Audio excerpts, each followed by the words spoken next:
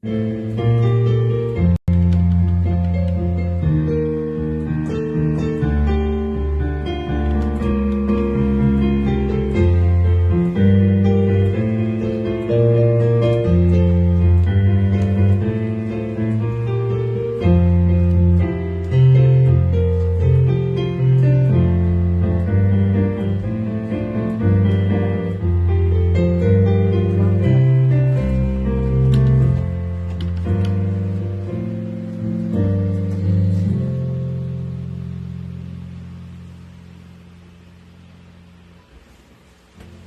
morning, everyone.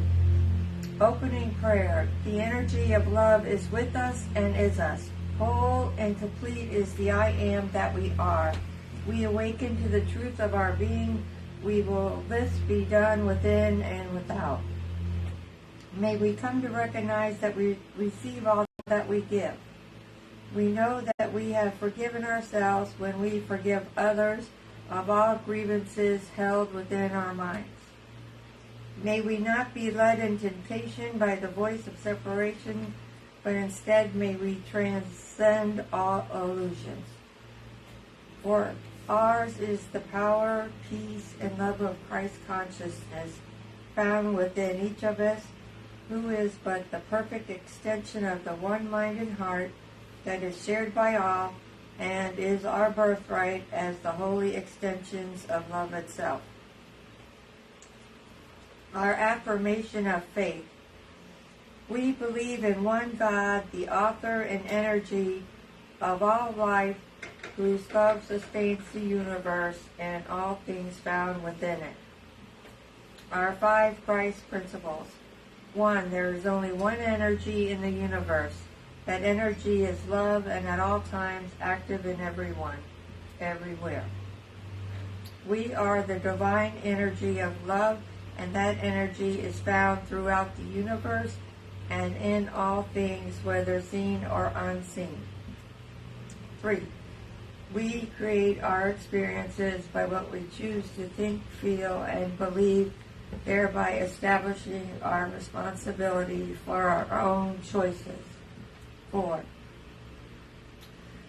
Through opening our heart center, we contact with the energy of love and bring out the Christ within us. 5. We express our desire to be of service when we live and demonstrate Christ consciousness in all our affairs. Thank you.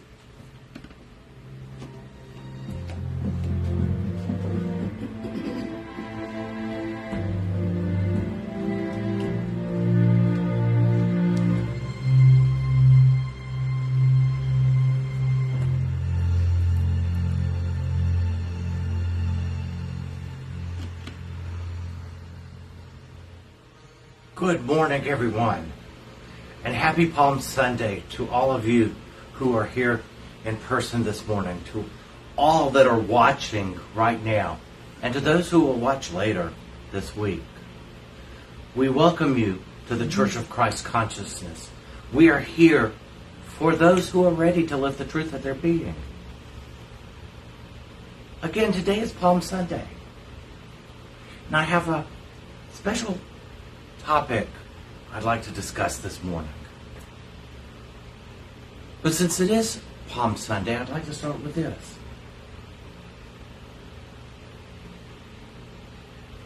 A little more than 2,000 years ago, on a Sunday, the first day of the Jewish week, going into Passover, and Jesus entered Jerusalem atop a donkey and made his way into the city. He didn't ride a horse. He took a lowly donkey. And as he entered triumphantly. People clapping and cheering and laying palm fronds down. Jesus rode a back of a donkey because the donkey symbolizes obstinance. Now, we all know someone who is obstinate, mainly ourselves. We can be obstinate. Yet Jesus, as the Christ, reached perfection. He was perfect. And that's what I want to discuss today. What is being perfect? It is not what the world teaches. Being perfect has nothing to do with what the world teaches perfection is. As I have taught before, the ego has a counterfeit to all things that are spiritual. Perfection being one of them. I'll start with the ego's version of perfection. Many of you know it in the acronym OCD, Obsessive Compulsive Disorder. We each have a little bit of it, all right? The world tells us in order to be perfect, we have to do more and more. Pray more, meditate more, right? Read more. Learn more. There's always more, more, more. That's the ego's version. But here's what true perfection, being perfect, really is. Perfection is not attained by adding more, but by coming to give up all there is, when there is no more to be given up. So perfection is not obtaining or adding more. It's coming to the place where there's nothing else to give up. There's nothing else left. So let's look at the word perfect so that you understand what true perfection really is. Again, it's not adding. It's not adding to. It's not, can you read more? Can you pray more? Meditate more? More? That's not perfection. You will never reach it. That's the world's version, the ego's version. True perfection is giving up what no longer serves us. So let's look at the word perfect. Perfect, the word perfect means to be pure. All right, cool. It means to be pure. And to be pure, and you can find this in the dictionary for yourself, to be pure means to be without guilt or guile. And to be without guilt means to have a mind that is free of making judgments. So remember, perfection, true perfection, is not adding to. It's that moment that you realize there's nothing else to give up. Because you have given up all of your judgments. You have given up all of your guilt. You have laid down all of your fear. That's perfection. That's perfection in the truest sense. That is the Christ. Jesus was the first who had laid it all down. Which, by the way, was the symbolism of the palm fronds being laid down. It was all given up. He could ride the back of a donkey instead of a horse because he had given up the need to be stately, to be kingly. It didn't matter. It didn't matter to him. Jesus didn't have an ego. And you don't have to believe me. You can look this up in your own Bible, where he said, I judge no one. He could claim that he judged no one. And just 3 chapters before in Matthew, he said, and the Father judges no one. The Father judges no one. I judge no one. Which is why he could say, I and the Father are one. because of the lack of judgment, which is to condemn, which means to make guilty. Which is why to be pure, to be perfect, is to be free from guilt. What causes guilt? Judgment. It's a condemnation. It is to be free of that. That's what Palm Sunday is to represent. It's to represent freedom. And that's what I'm asking each one of you to feel today, is a sense of freedom that you have never, ever experienced before. Now, work for perfection. Don't work for the world's version of perfection. You will never obtain it. You will never achieve it. More of what? God has already given us everything. He gave us everything at creation. Do you know what we did? We tried to add to it. We tried to add to what was already given, which was perfect. We added to it by judging. By judging ourselves and others not good enough, not worthy, bad. Sound familiar? Jesus taught forgiveness. It's what he came to the world to teach. Forgiveness.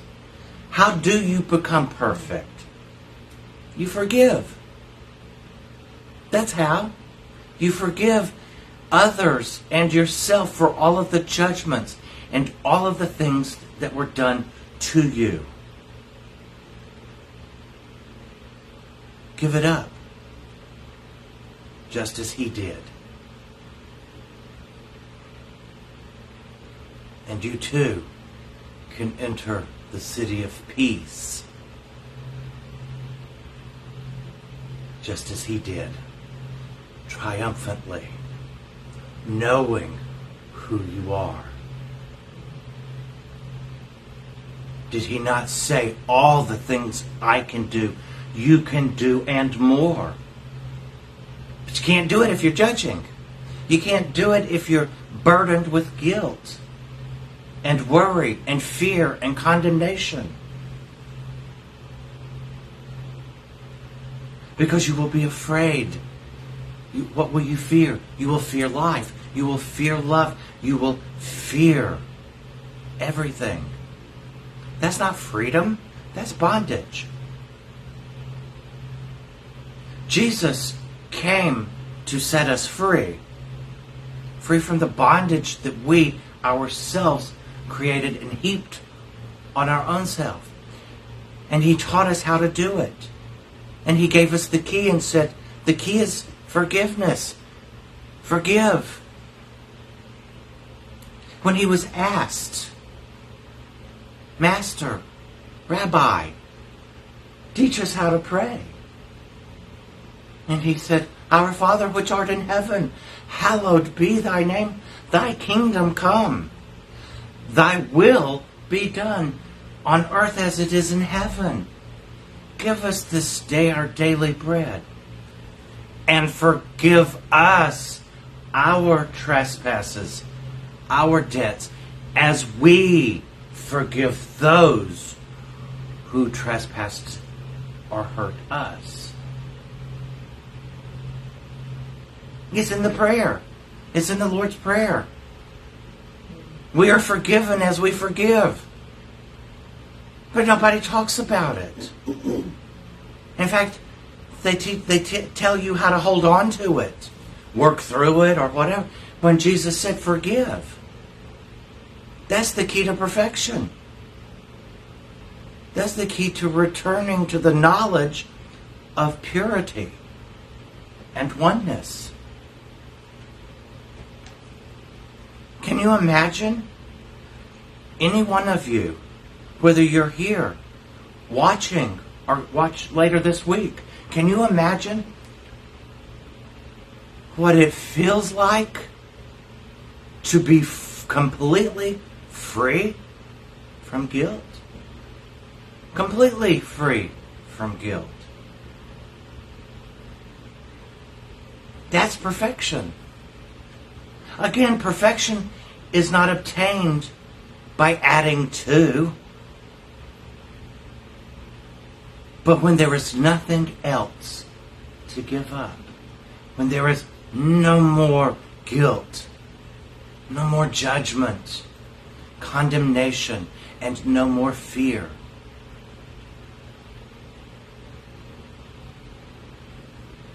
That's the Christ, which he asked each and every one of us to be. He said to be like him. Well, to be like him, then we must forgive everyone and everything, always. For remember in 1 Corinthians 13, love does not hold grievances. It does not keep a record of wrongs. Can you say that? Can you truly admit that you do not hold a record of wrongs? I bet most of us can recall right now someone who, not probably, but sometime this morning or maybe yesterday, said something that hurt our feelings. If you recall it, then you haven't forgiven it. You're still carrying it. And that is the state of being imperfect. Our perfect state is perfection. And Jesus told us how to do it. Forgive. Forgive. And love. How can you truly love as Jesus asks us to if we're still condemning? It doesn't work. And it never will. So to be the love that we really are, to demonstrate the love that we have been asked to demonstrate, and to be the light of the world that Jesus told us that we are at the Sermon on the Mount, then we must forgive and judge not. And we will have removed all the obstacles that stand between us and the truth, between us and the light that we are. So the next time you get caught up in the belief that in order to be perfect you have to do more, remember this day. It isn't about more, it's about less. There's an old saying, less is more. In this case, less really is more. More being more perfect. And that's what we were asked. So that's my challenge to you this Holy Week. From here to Easter Sunday. Forgive everyone. Forgive everything. Let the hurts and the resentments go. Be the perfection that we can be, that Jesus taught us how to be. And with that, I thank each and every one of you for being here. And now, we'll let Marvin play some good music for us.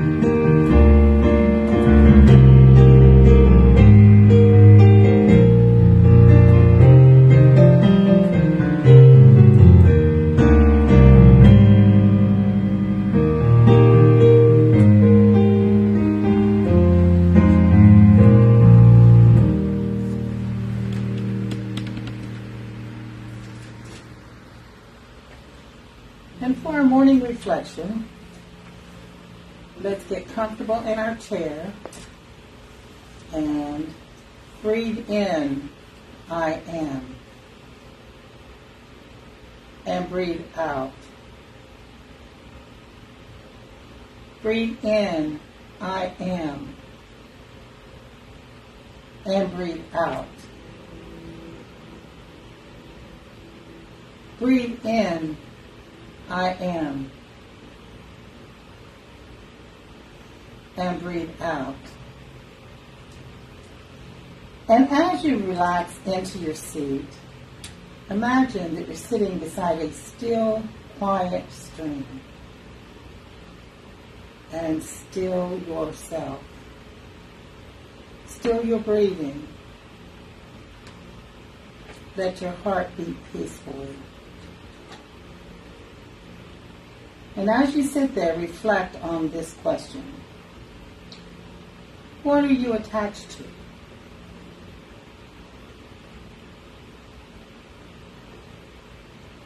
And as you think of what you're attached to,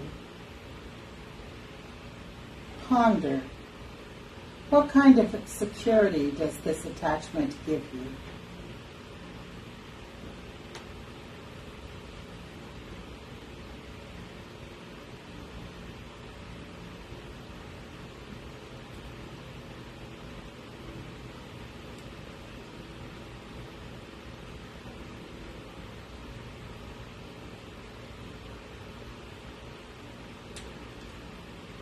And now ask yourself,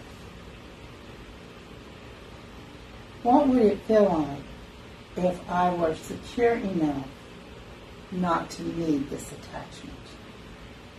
What would it feel like to already have that security?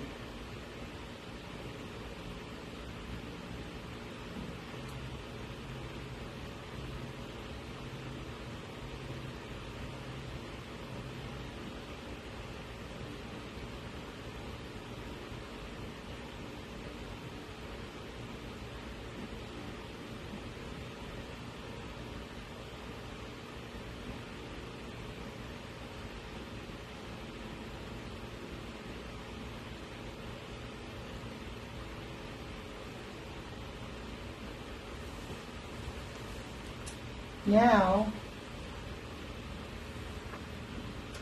as you sit by the stream and you hear the still running waters,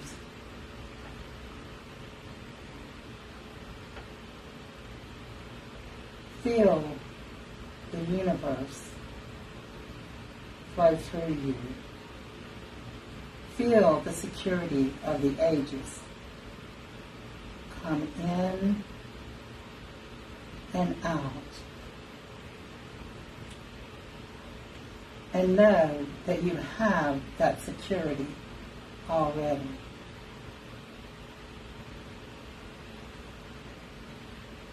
And as you go through your week, remember whenever you meet someone or have a problem to solve, that you have that security, that peace, that love with you in each and every moment.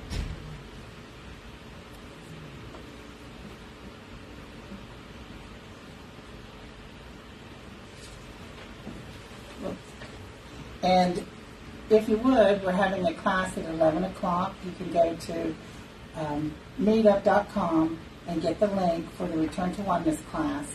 And again at 4:30, we'll be having a workshop on Aquarius and the New Golden Age, the symbols of the Last Supper. We hope to see you there.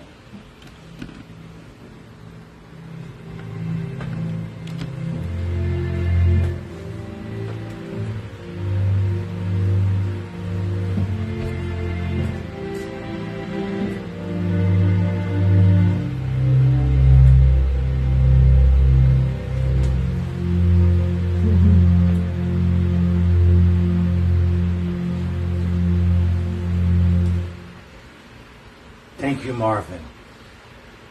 Thank you, Miss Bobby and Miss Penny. And thank you to each one of you who are here watching, and to those who will watch later. Remember Jesus taught us how to be perfect if we understood and truly understand what perfection is. So go this week, and instead of trying to get more, give up what no longer serves you. Judgments, guilt, and fear.